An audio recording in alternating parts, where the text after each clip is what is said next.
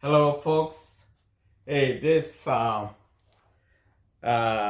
host James Amo, friends, Friendson podcast. Today is a great day. I'm coming to talk about the benefits of home ownership. I'm a real estate agent, and then I'm the host of Friendson podcast. Our topic for everything is awakening. So that is the name of the podcast is Frimpson podcast, but our topics is awakening. It's something that we need to pay attention to all the time, anytime. Um, I'm here. I'm just here to advise. Sometimes I invite guests to come and then talk. Come here and then give advice to so many people. So, if you are listening to me, I do believe that the time has come for us, take time to sit down and then watch the video full. Because if you don't watch it, you might not understand or you might not get the full um, information that I'm going to provide. Okay, this video will be is concerning real estate, owning a house, owning a piece of land, and then what are the things that you need to know? What are the things that you need to pay attention if you own this piece of properties? I will talk about home buyers. If you own a house or maybe you are planning to buy, I will talk about buyers, I will talk about sellers, and then I will talk about those who are not ready to sell. They own a house, but they are not ready to sell. At this point, I'm going to talk about, those who own properties, piece of properties, and then are not ready to sell. And then what are the advantages you have to pay attention to? Because being a real estate agent for a long time, what I've realized is that a lot of minorities from third world countries, some of them, not all of them, but some of them, greater part of them believe that owning a house, first of all, is not something that beneficial. A lot of people think like that. Others also think the house belongs to the bank, so they are just living in it. And I have seen some people on social media also advise people, that owning a house is not good. It's good for you to rent. Even some people advise, not to own a house, but put your money in cryptocurrency and all kinds of, things. Anyhow, you think is good for you to build your wealth in this country, I will strongly agree with you. Just do it. Anyhow, if you think cryptocurrency is good, stocks, investment is good, or any kind of a way you think will help you build your wealth, that is something that I'm not going to argue with you. I'm not going to dispute it. I do believe it's right thing to do. But being a real estate agent, I do believe my thought has opened my eyes for me to see the benefit of owning a piece of land or owning a property in the United States.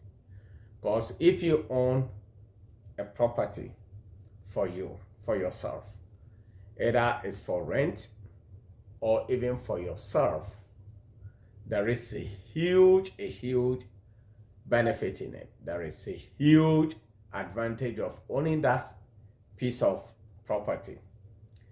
And in this country, when I came to this country, I didn't know this.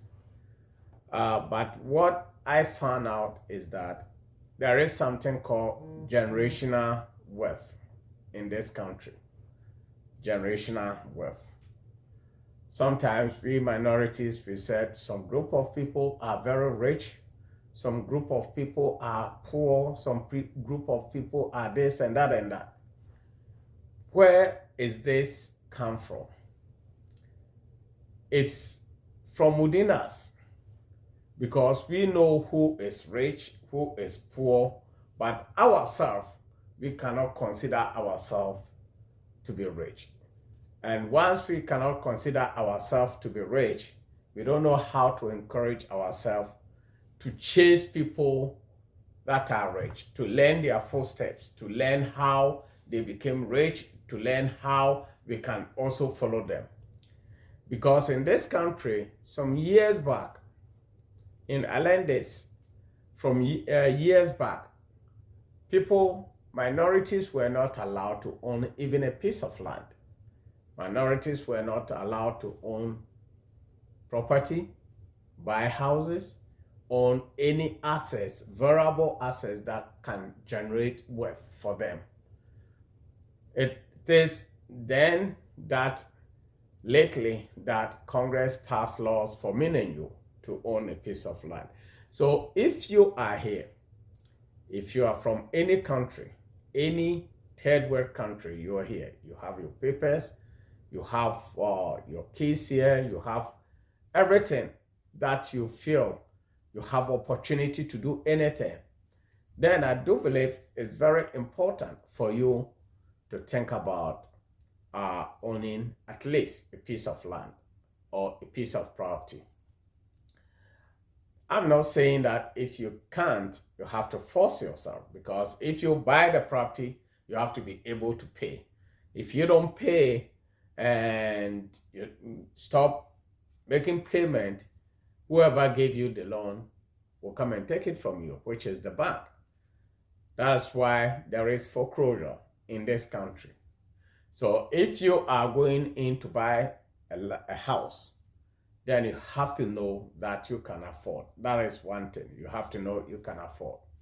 And then once you've determined that you can afford to buy that property, then there are things that you have to put in place for you to secure your assets.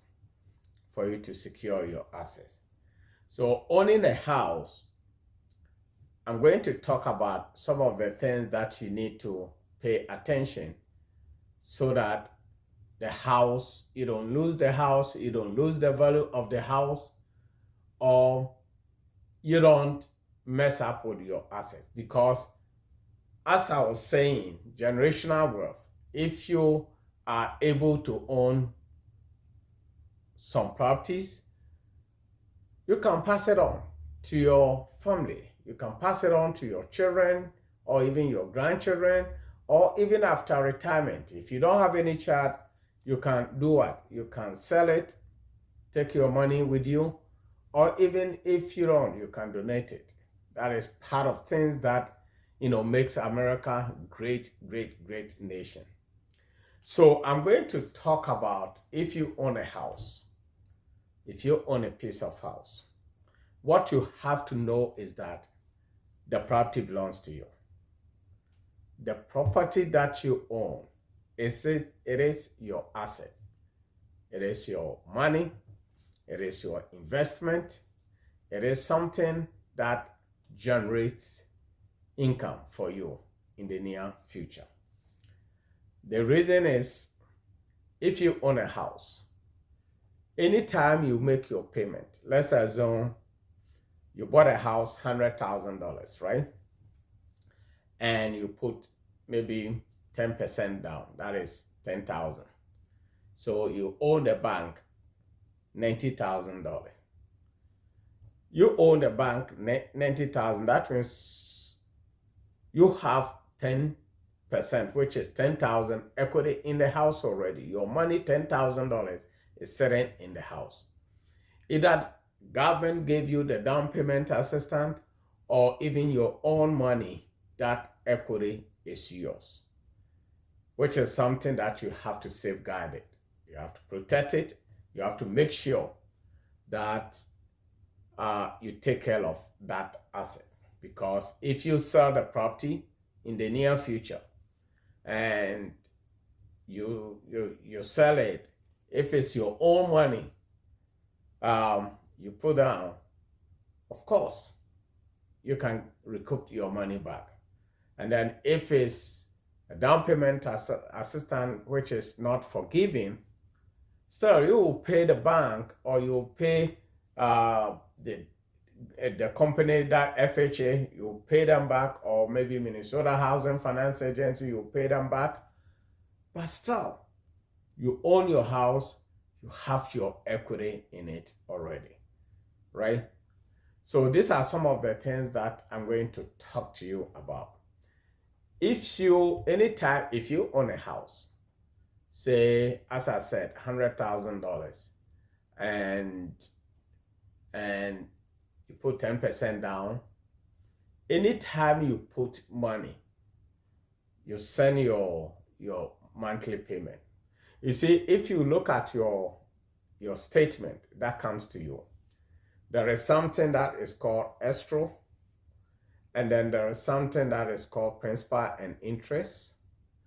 So your escrow are your taxes, your hazard insurance, and then if you have anything that needs to, prepaid, maybe mortgage insurance or whatever it is, all these things are combined. That is what they call escrow. The bank will take this money from you. Probably you own $190,000, right? Your bank might say your principal and interest is maybe $500.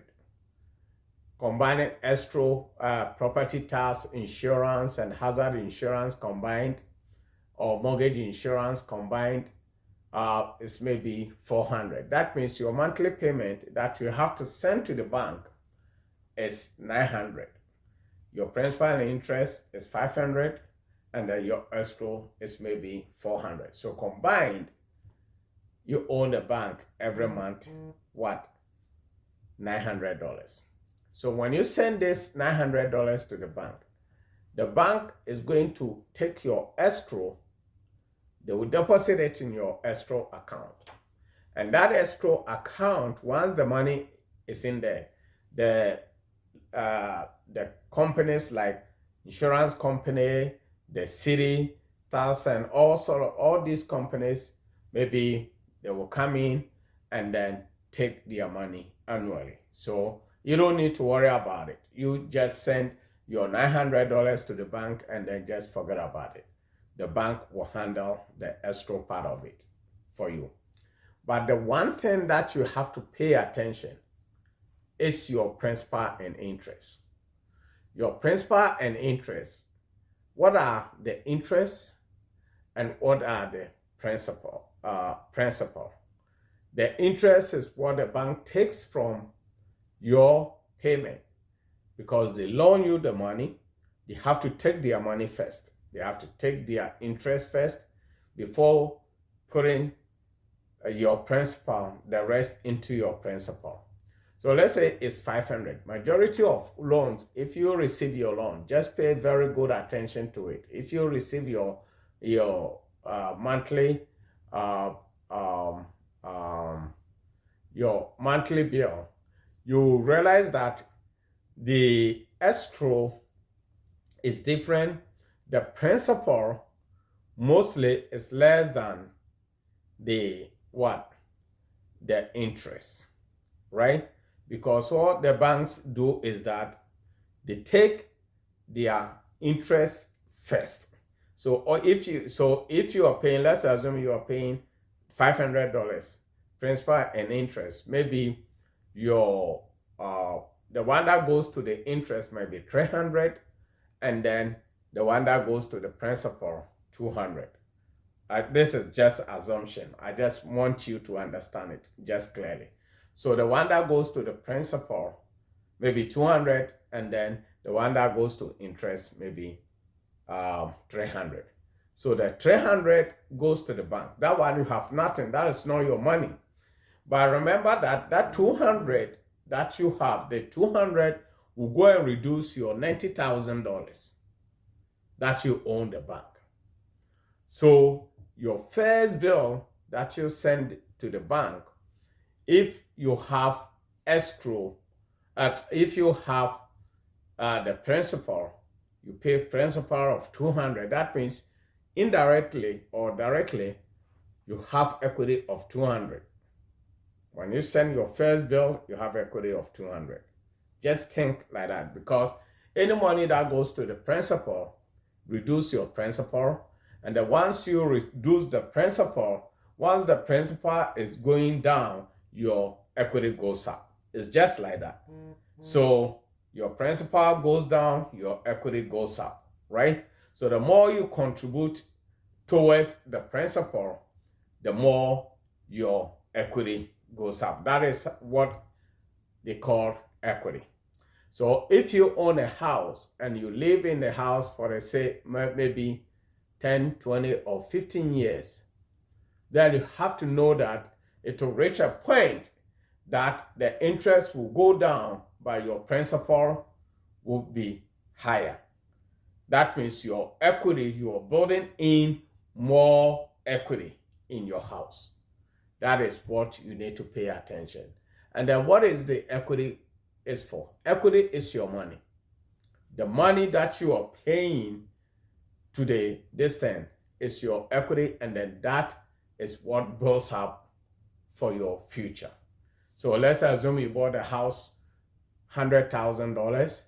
You put 10% down. You started making your monthly payment.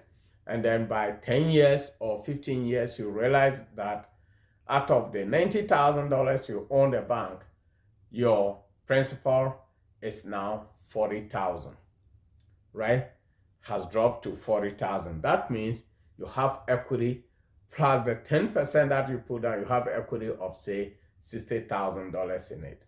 But let's take that one as just face value, right?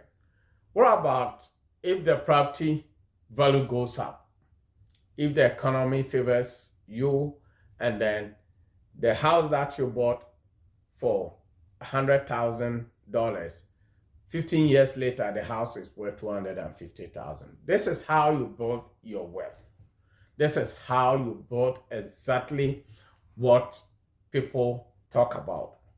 So in real estate, if you understand the concept, it's a way of building very good wealth.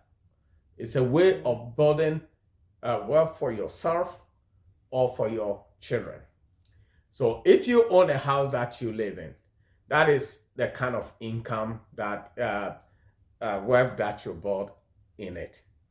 Let's think about, say you own two houses. One, you are renting it, and then you live in one. The rental one, you bought it the same $100,000. You put 20% down because that is commercial. You put 20% down. You're renting it. You own the bank $80,000.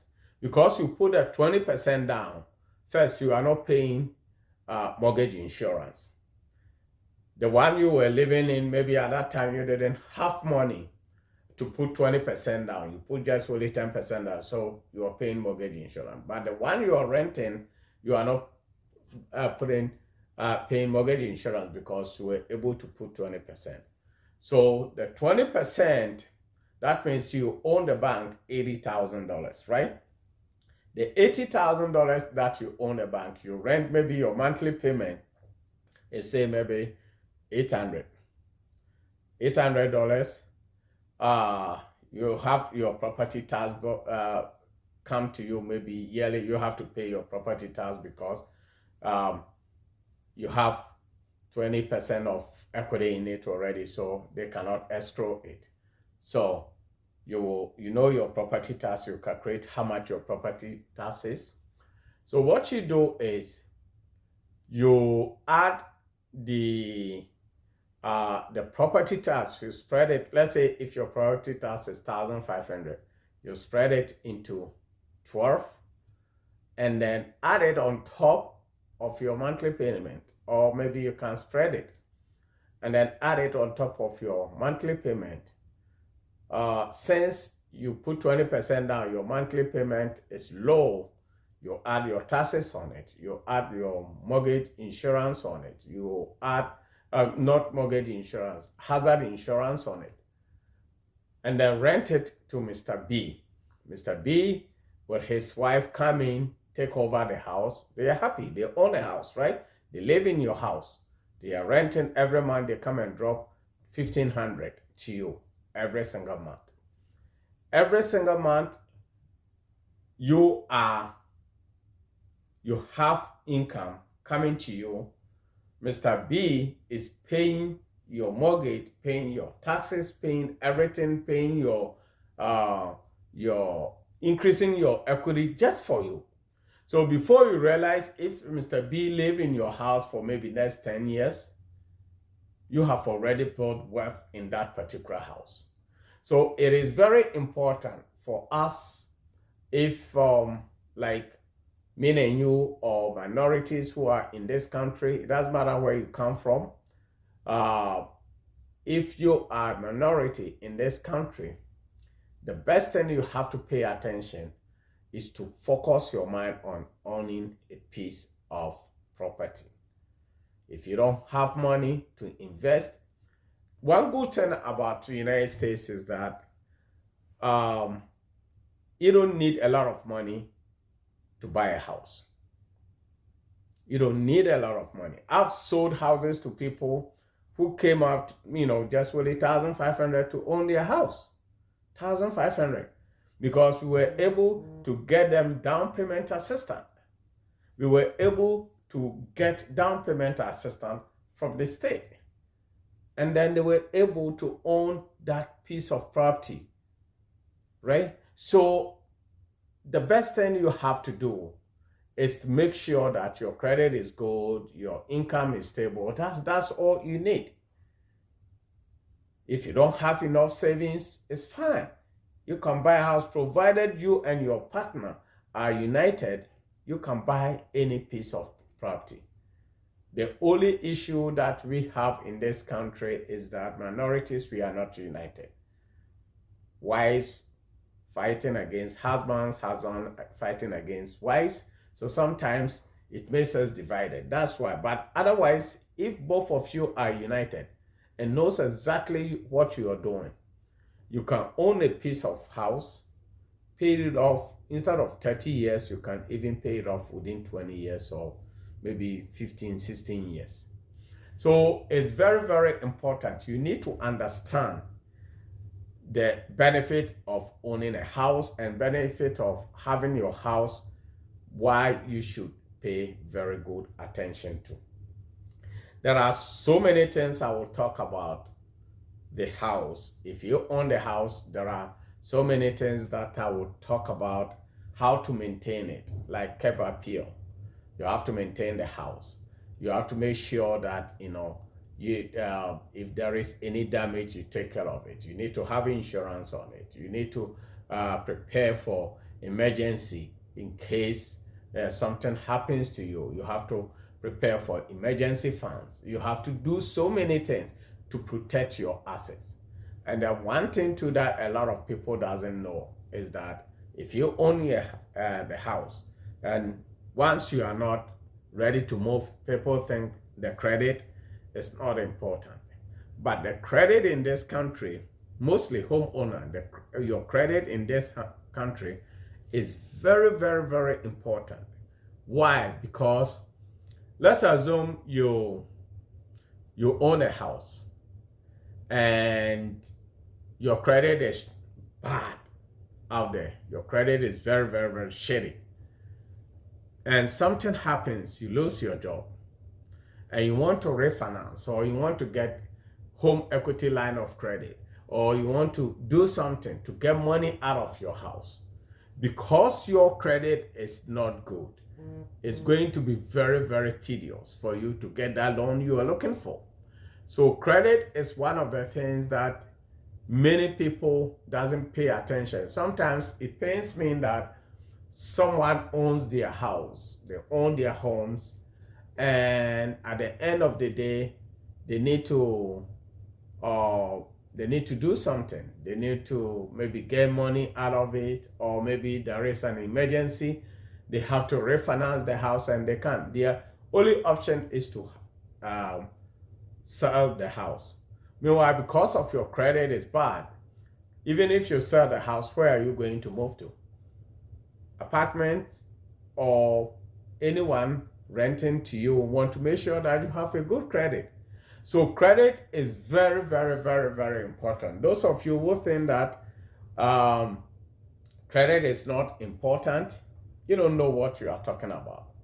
You have to pay attention to your credit. If you don't live within your means, that's the most important thing I tell people. Live within your means. Stop spending, stop overspending, stop buying unnecessary things, because your house is your asset that you need to focus and then protect it. Folks, the next segment is going to be details. I'm going to talk about what are the things you need to do to keep your house. If you own the house and you don't want to sell, what are the things you need to do? What are the things that safeguards that you need to put in place? So like my videos and then share with your friends. Make sure that you forward the videos to your friends.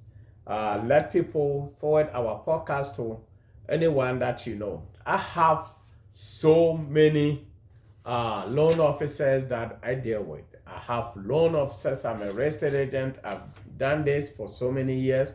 I have loan officers, local loan officers, banks that I deal with. They can really help you get your dream house. They will provide the loans you need. But I'm going to mention one loan officer that I deal with all the time. Actually, she wrote a book, said how I close loans on time. How I close loans on time. And then this is the book.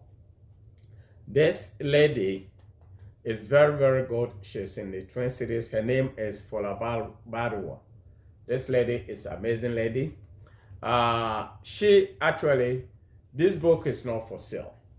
If you want to buy a house or you own a house and you need information about loans, just order one for free. Just, place your order and then she will either come and give it to you or ship it to you for free. So folks, this is Frimpson Show, your real estate show. Our topic is empowerment. Empowerment, how we can encourage ourselves, how we can empower ourselves to generate wealth for ourselves, for our family, for our children. If you want to be successful, I think you have to work hard. You have to work hard and work smart. That is all it's about. You have to be smart. You have to work hard to get what you want in this country. Take care, and remember, our Lord God loves you. He cares about you, and then I'm hoping He will give you the wisdom you need to protect your assets. Thank you.